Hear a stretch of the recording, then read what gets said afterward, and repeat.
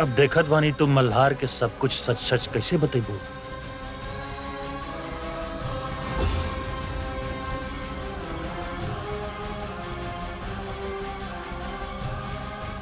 आज के केलवन के खाना तो लोग सालों तक याद रखें कल्याणी। अरे चलो चलो भाई।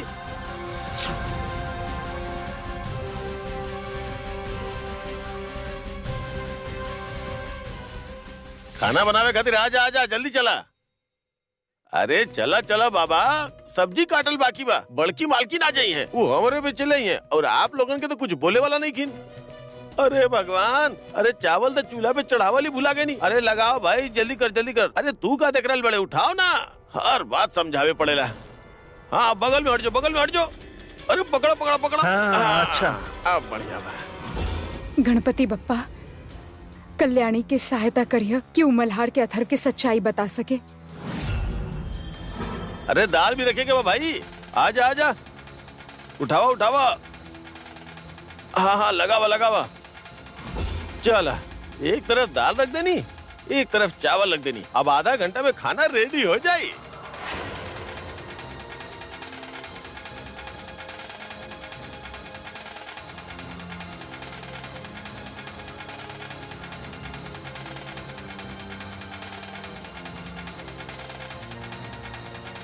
मल्हार तो वापस आ गए। पता न कल्याणी के मल्हार से बात हो भी पाई या ना।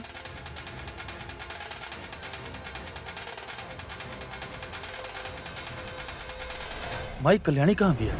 पूजा मना आई।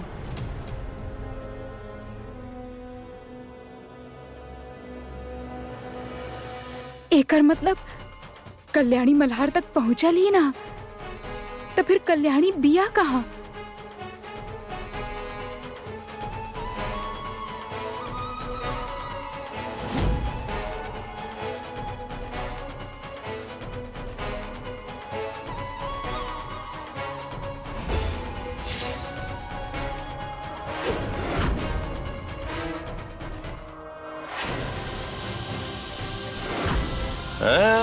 अरे सब्जी की खुशबू तो अच्छा होता।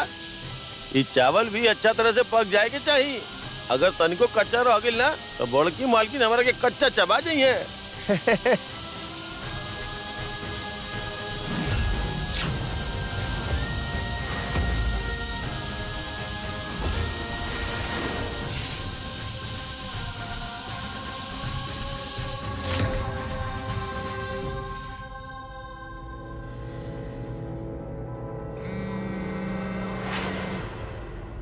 अरे कल्याणी कोनो मुसीबत में तो ना फसल होगी।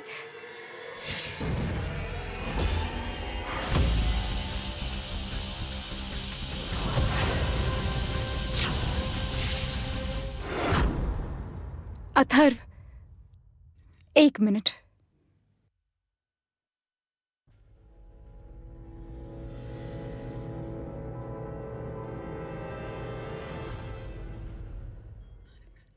कल्याणी के कहाँ रख ले बड़ा तू?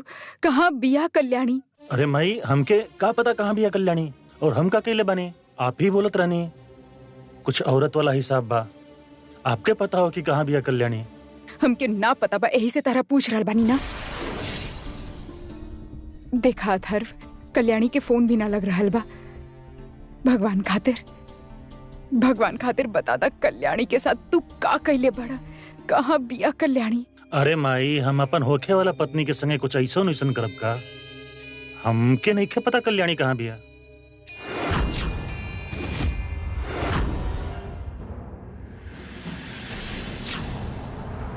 अब का पता आपके कल्याणी ऐसा कोनो काम कैले होखे जेके हम करे से मना कैले होखी, और अपन होखे वाला पति के बात ना मानल ता गलत बात बाना माई। इक्का होखे वाली लगा रख ले बड़ा तू। शादी भइल ना बा अभी तक।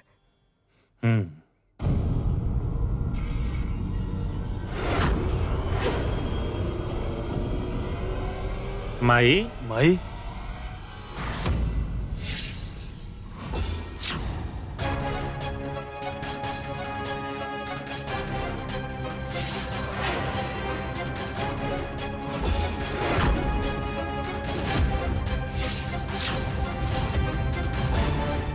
अरे हवा चल रहा बा।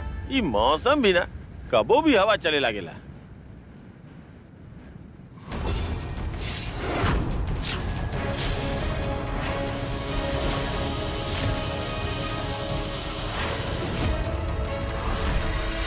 माई सब ठीक बा?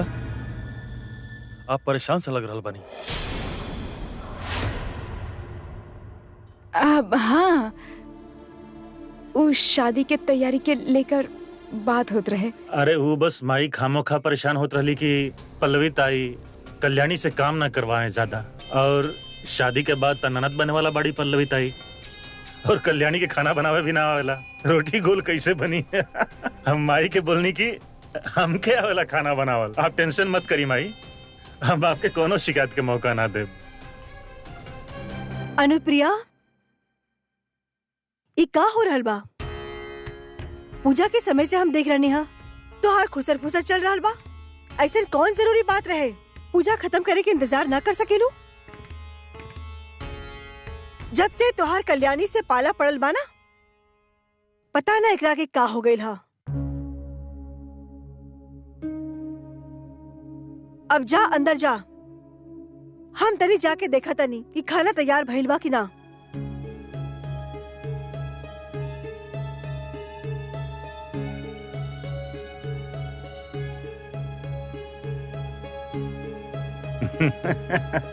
ये माई भी ना खामोखा परेशान बाड़ी।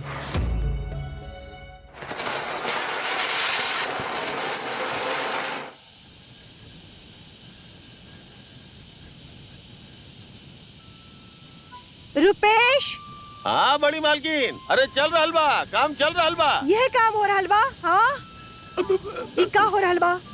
का हो रहल बा?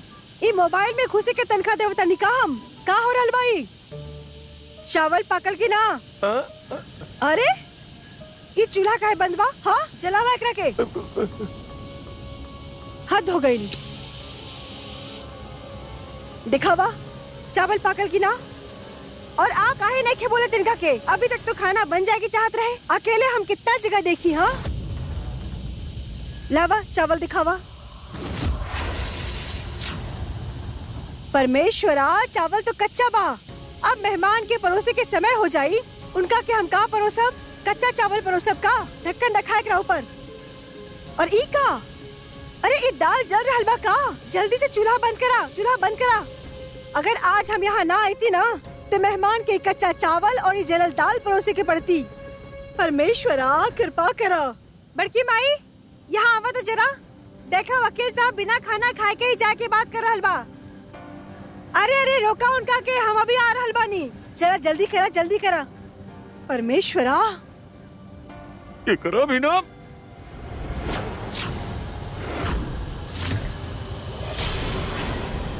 ये हमार बा, हम ले ले रही। हम कारी ना। अरे अरे ये संभाला, हमार संभाला। बा। अरे इतना तेज हवा चल रहल बा, कहीं चिंगारी कपड़ा में न लग जाई। माँ जी हम बानी ना, आप चिंता मत करें। हाँ, अरे आराम से करा। अरे पर हमार माँ बा। देखा ना एकरा के, ये का लड़ा ताड़ा तू लोग? हाँ, और गोदा तोहर पापा फुलझड़ी के 3 नया पैकेट लेके देले रहले, कहा बाऊ?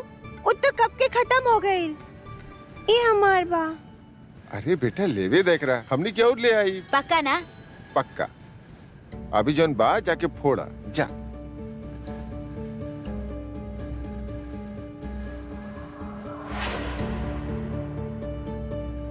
सारा घर देख लेनी, लेकिन कल्याणी कहीं ना मिले।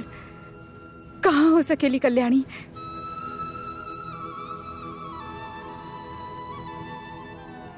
अरे माई, कहाँ घूम रहल बानी आप? आई एने आई ना। हाँ, तू चला, हम आवतानी। पक्का ना माई?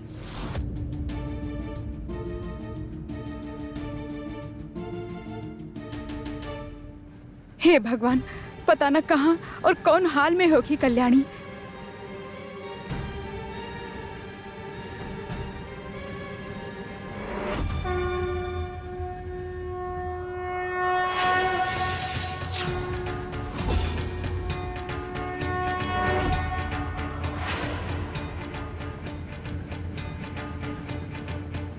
कल्याणी,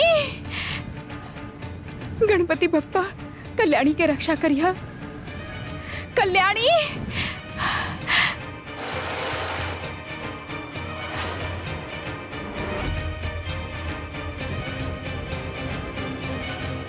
कल्याणी। अरे शंभू काका, वो सब्जी उड़ रहल बा। वो चूल्हा बंद कर दा, गैस बंद कर दा। अरे वो बर्तन, अरे अरे कल्याणी, अरे उठाओ उठाओ। कल्याणी।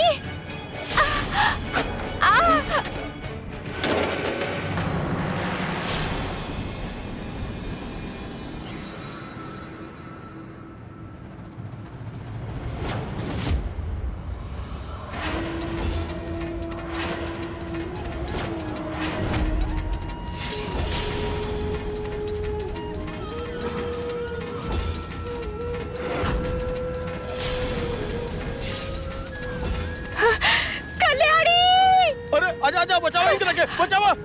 एकरा बाहर निकाली। कल्याणी, कल्याणी आँख खोलो कल्याणी। कल्याणी ई के कैलाश। कल्याणी आँख खोला। कल्याणी भाई साहब जाके ठंडा पानी लेके आई जल्दी। कल्याणी बड़ी माँ। अरे आजा जल्दी, देखा का भइल। का हो गया कल्याणी के? अरे देखा का भइल कल्याणी। कल्याणी उठा, कल्याणी कल्याणी कल्याणी कल्याणी आँख खोलो।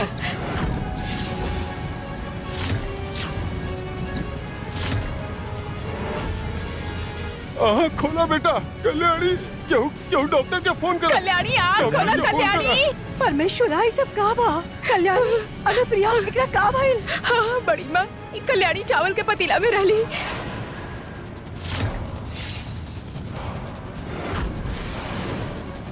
और पतीला चूल्हा पे रहल। का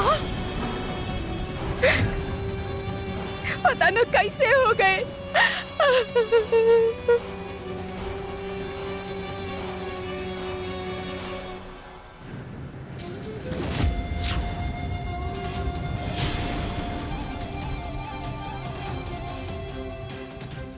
कल्याणी आँख खोला कल्याणी। कल्याणी उठा कल्याणी। कल्याणी उठा। गणपति बप्पा कल्याणी के कुछ मत होके दिया।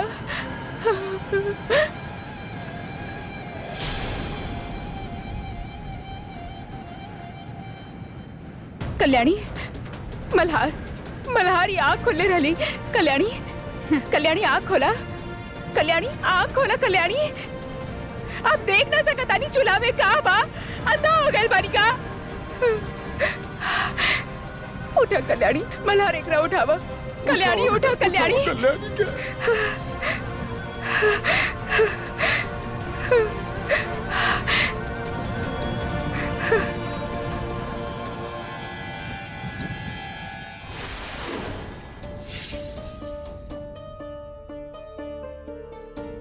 डॉक्टर से बात हो चुकल बा, बस आवते हो खिए।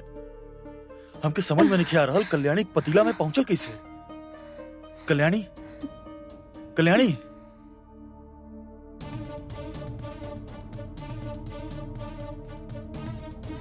कल्याणी कुछ तो बोला। कल्याणी का भइल तोरा साथे? कल्याणी कैसे पहुंचलू तू वो पतीला में?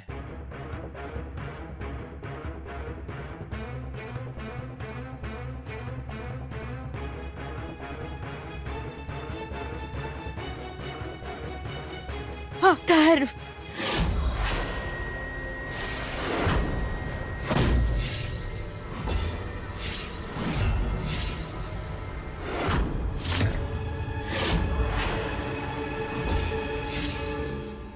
धर्व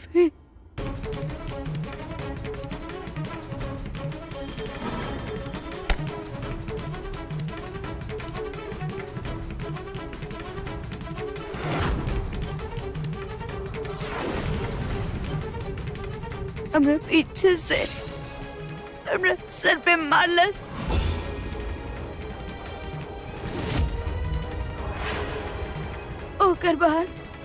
ओकर बाद में हम बेहोश होवे लगनी।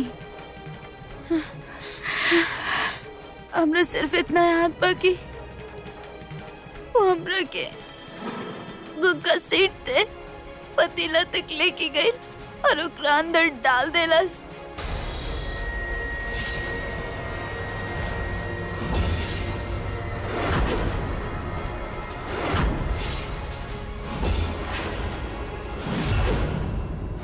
और ऊपर से चावल डाल देला।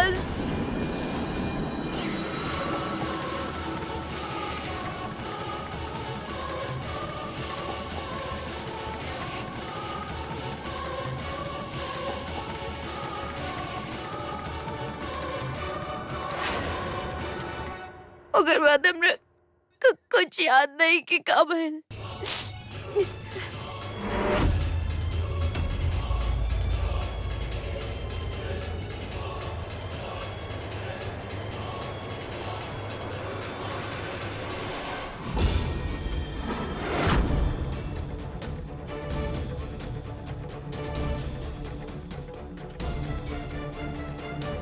बहुत हो गए, बस अब बहुत हो गए। अब हम तारा के ना छोड़ब। माई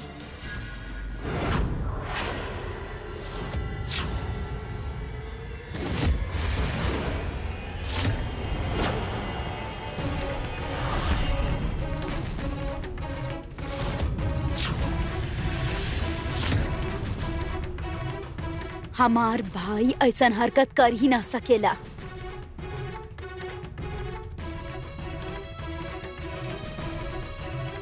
वो ऐसन काहे करी? हाँ, ये लड़की झूठ बोल रहल बाड़ी, बकवास करत आड़ी ये लड़की। एकरा पूछा एकरा पास कोनो सबूत बा कोनो सबूत? काहे रे, बा तारा पास कोनो सबूत? हाँ,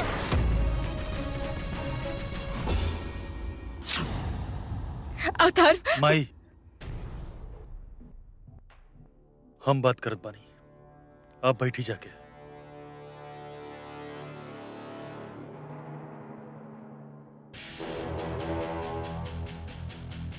कल्याणी जोन बोल रहल बिया सच बा?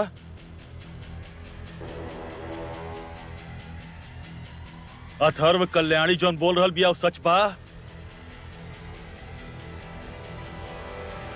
जवाब दे अथर्व। मम्मा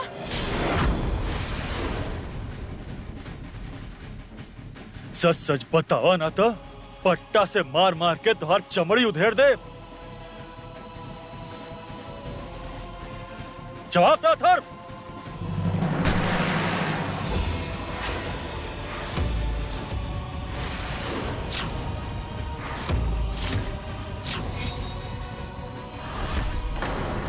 अथर्व,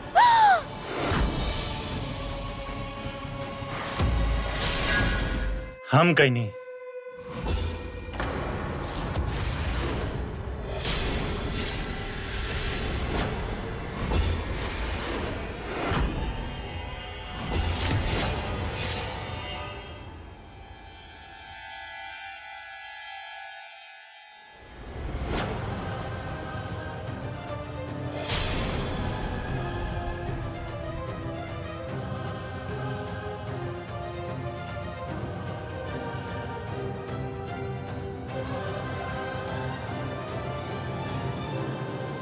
हाँ, हम कहीं नहीं बड़की माई।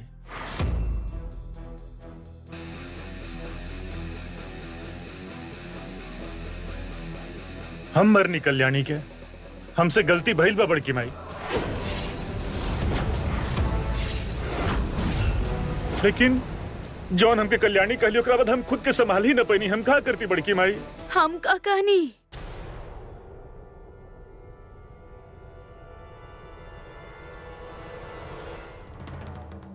तुहार हिम्मत कैसे भइल अथर्व? अरे तू इंसान बड़ा के जानवर का समझेला का अपने आप के? ऐसन का कह दिलस कल्याणी कि तू ये हद तक गिर गयला?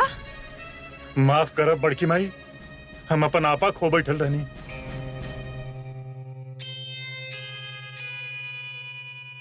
हम गुस्सा में अपना आप के काबू कर ही ना पैनी।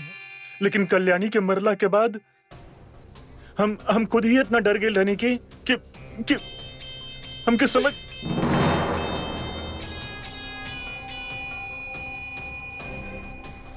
और हम खुद इतना डर गए रहनी बड़की माई, हमके समझ ही में ना आवत हल कि हम का करी। हम कल्याणी के उठा के पतीला में डाल देनी। हमके ना पता रहल कि वो पतीला चूल्हा पर कैसे चढ़ल। हमके मालूम ना रहल।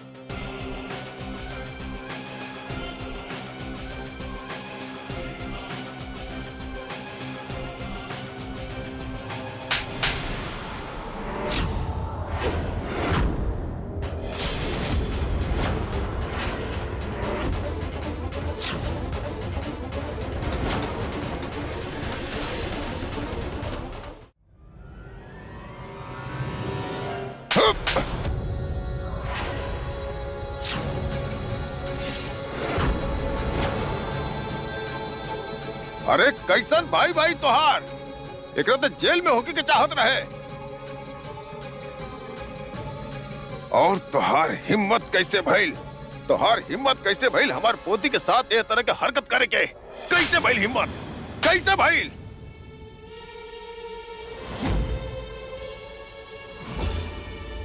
अथर कल्याणी ऐसा का कह दिलस कि तोहके इंसानियत के दायरा से बाहर जाके पड़ल।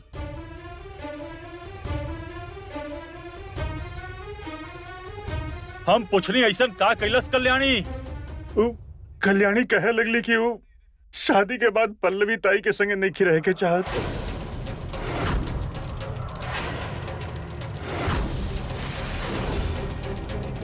और कल्याणी हमरा बहन के बारे में बहुत कुछ ऊंच नीच गलत बात बोले लगली, जेकरा वजह से हम अपन गुस्सा ना संभाल पानी। और झूठ बोलल बंद करा।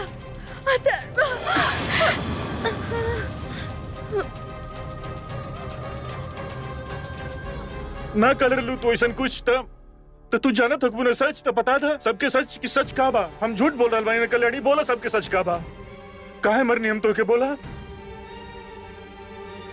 सची बाकी।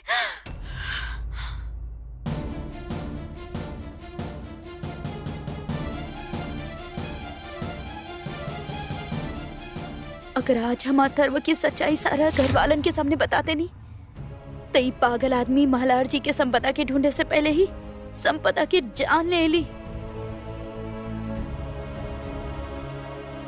अरे बोले ना, बोलत काहे नहीं खू, बोले का सच बा? अभी तो छाती ठोक के बोलत रहलू ना कि हमार भाई झूठा बा, तब बोला ना कि सच का बा। लेकिन एक बात याद रखी हा, अब ना एकर बाद हम तो हर शादी हमार भाई के साथ हरगिज ना होके दे। कबो ना।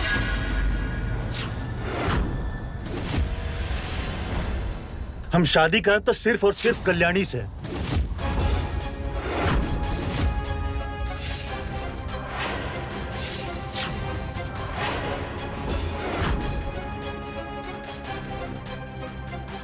अथर का कहा था तू मन्नी की कल्याणी आपके बारे में गलत बोलस, लेकिन हमें कल्याणी के तो कोनो गलती ही नहीं थे। ओ वक्त कल्याणी होश में ना रहल।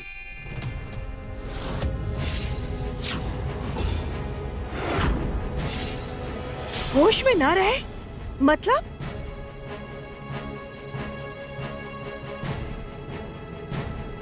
बड़की मायू कल्याणी शराब पियले रहली।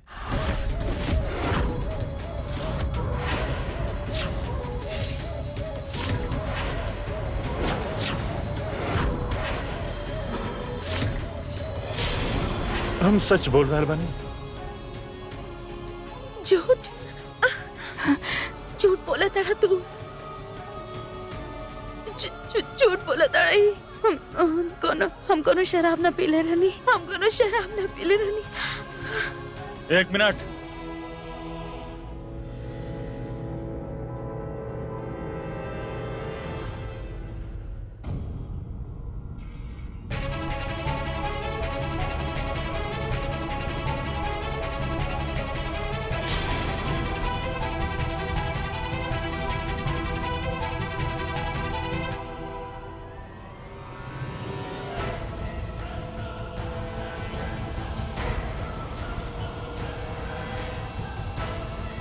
बताई ना मल्हार जी, कहीं ना जोन सच बा।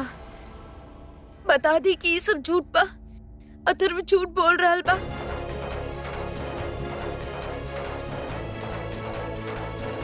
कहीं ना कुछ हो।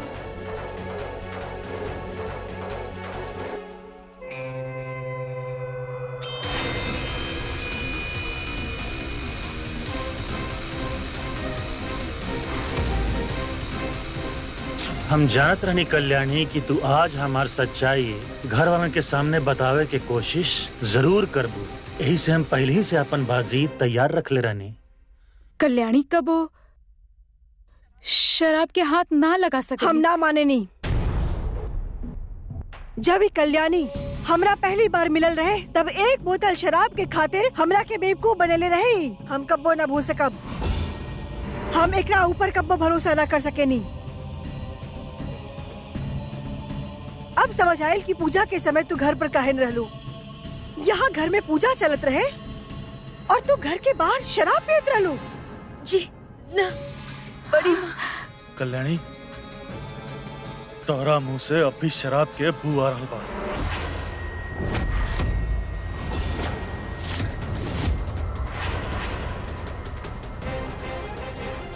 हम मानत बानी की अथर्व सारा हद पार कर देले बा।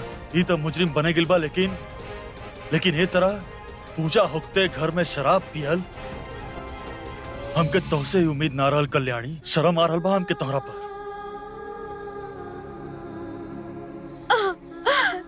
मरार जी, हम सच करल बानी ना। तू ई घर में शराब कैसे ला सकेलू कल्याणी? बार बार तू ई कहे साबित कर देलू कि तू हमार पोती ना बल्कि अपन माँ के बेटी हो। दादाजी, हम सच कहता नहीं दादाजी, हम शराब ना पी ले रहे। पूर्ण विराम।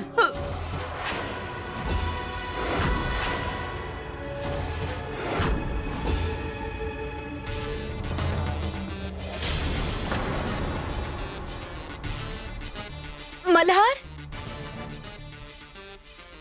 आज दिवाली के दिन बा और घर में खुशी के माहौल बा। ना तो हिजुगिया से तोहके घसीटत पुलिस स्टेशन लेके जैती। लेकिन एक बात पक्का बात हर, आज के बाद वार्निंग ना दे।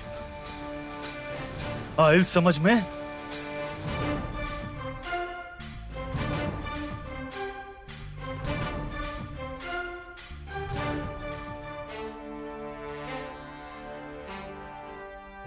हमके माफ कर दी भाई।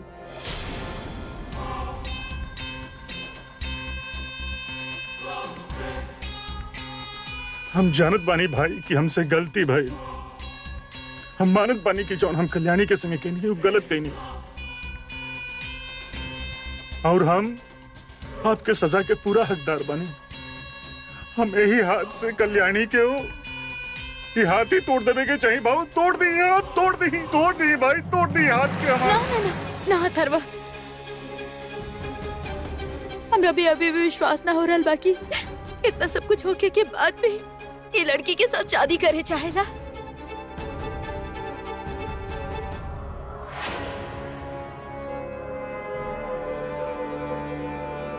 प्यार तो अंधा हो खेला ना ताई।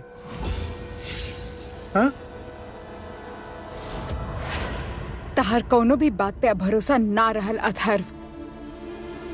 तोहार राय केहू ना मांगला सा। बस बहुत हो गई।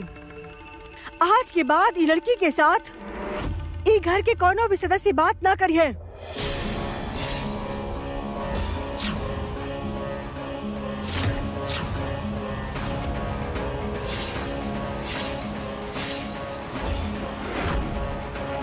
और जैसे ही फेरा हो जाई, अथर्व तू एकरा के लेकर कहीं दूर चल जाइहा। हम दोबारा एकर चेहरा कब ना देखे के चाहता नहीं।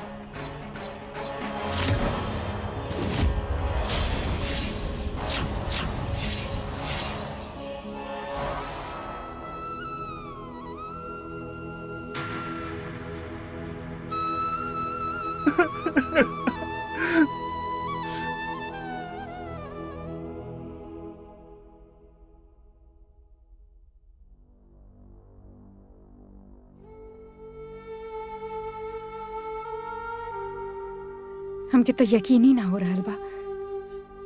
जौन अथर्व के हम सालन से जानतानी वो राक्षस बन चुकल बा, राक्षस।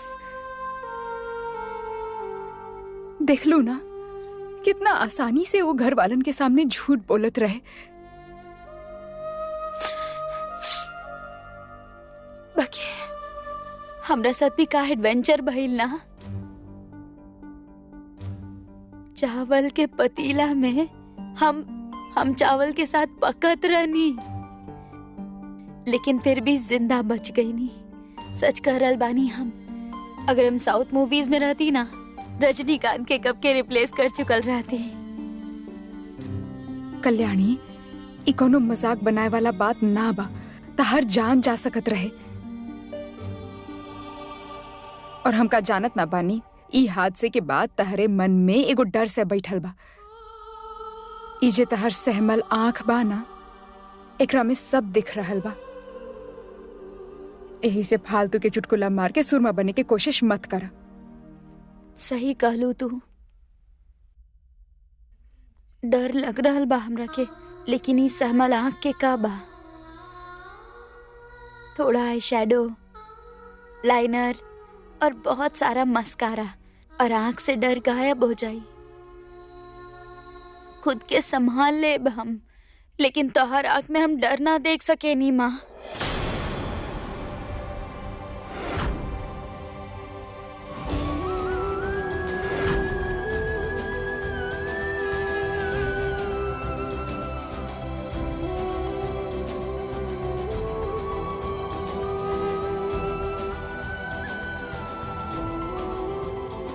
सारा घर वाला हमके माई कहेले, तू भी कह सकेलू। सो जा। माई, माँ कहनी हम।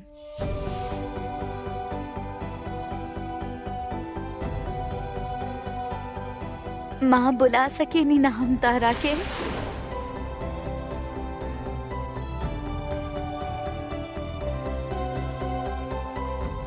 जौन रिश्ता हमार नसीब में बा उहे ना निभा पा रहल बानी हम, तो नया रिश्ता बनाए के जरूरत ना बा हमके। तारा के ना, लेकिन हमरा के बा। कहे कि जिनका साथ हमार रिश्ता बा वो तो हमरा अपना माने ले ही ना।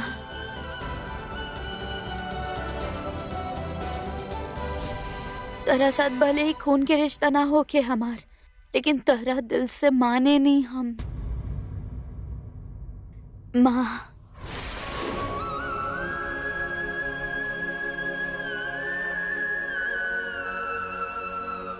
भले ही तहार हमरा साथ खून के रिश्ता ना हो के, लेकिन हम ही फैसला ले ले बानी।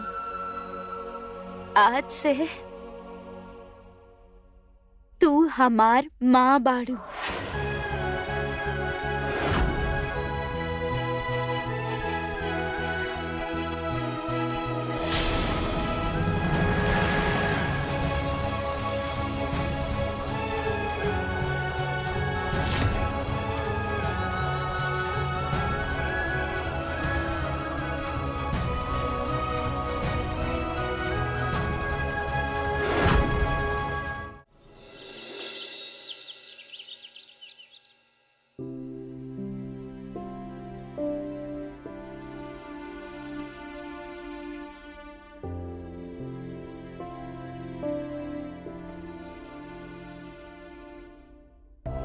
चलो, बुखार तक कम भइल, छाला भी भर रहल बा। पता ना बेचारी के और कितना तकलीफ सही के पड़ी। ई बच्ची के परीक्षा बस करा भगवान, बस करा। लेकिन तोहरा आँख में हम डर ना देख सके नी माँ।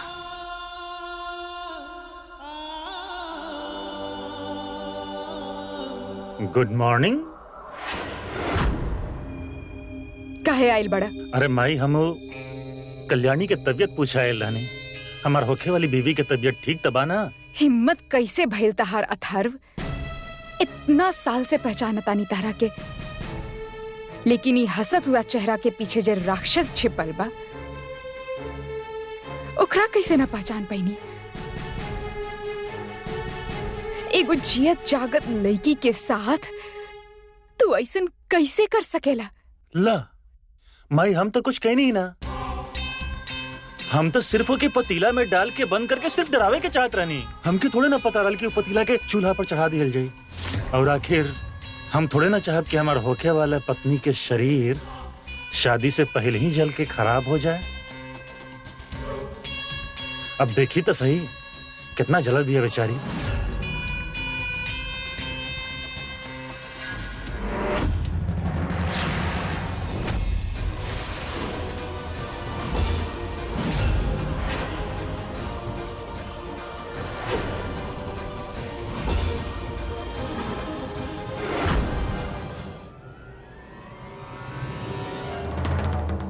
हिम्मत भी मत करिया ओकरा छुए के।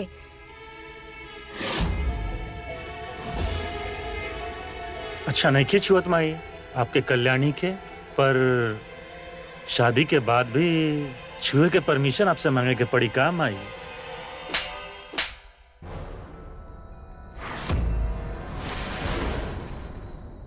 अरे माई अब तो आदत हो चुकल बा, बस करी माई। और वैसे भी हमनी के गांव में कितना ही औरत हर साल चूल्हा में जल जल के मरेली माई तका। अगर ऐसा कौन हादसा हमनी के कल्याणी के नसीब में लिखल होके तो हमनी का करल जाई माई? हाँ? एगो काम हो सकेला। आज गोंधड़ के कार्यक्रम में मल्हार के जाके हमार जौन चुगली करे वाला बानी आप ऊ बदल दीता, हो सकेला वो बात से हम खुश होके कल्याणी के नसीब हम बदल दी। एगो बात बोली, ऊ ऊपर जे परमेश्वर बैठल बा ना, ऊ सब देखेला। तहारी घिनौना हरकतन के ऊ कबो सफल ना होखे दी। और ऊ जब न्याय करी तब करी, लेकिन ओकरा से पहले एगो माँ के श्राप तहरा के लगी। और माँ के हाय में इतना ताकत होखेला ना कि ऊ बड़ा से बड़ा राक्षस के भी वध कर सकेली। तहरा हमार श्राप लगी अथर, एगो माँ के श्राप।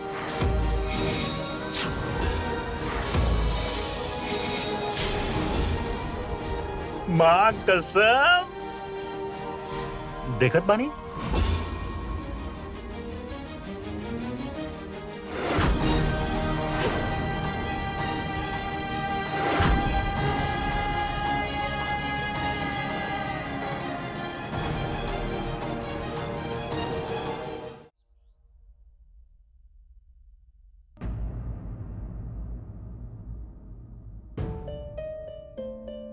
कल्याणी, कल्याणी कहाँ चल गई? अभी तो जा रही। कहीं अथर बोकरा उठा के कहीं लेके तो ना गई?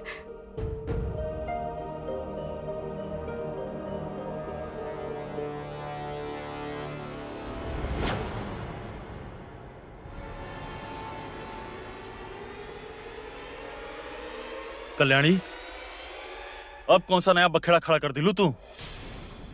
एक तो तू ना हमरा समझ के बाहर बाड़ू। कभी कभी लागेला कि शरीफ बाड़ू, मासूम बाड़ू, और फिर कोनो ना कोनो बखेड़ा खड़ा कर दिलू तू। का चाही जल्दी बतावा।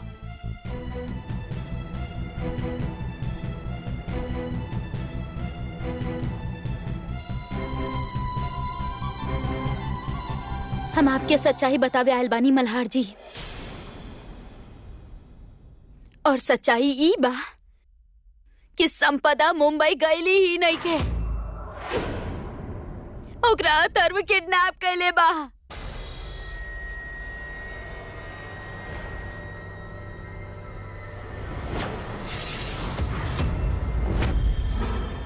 हाँ मल्हार जी, मल्हार जी, मल्हार जी, मल्हार जी, हम आपके पूरा सच्चाई बतावे ही चाहत रहनी, लेकिन हम बहुत डर गए रहनी। हमरा लगल हम आपके अगर सच्चाई बतानी तो संपदा के अथर्व चोट पहुंचा दी। आप प्लीज संपदा के बचा।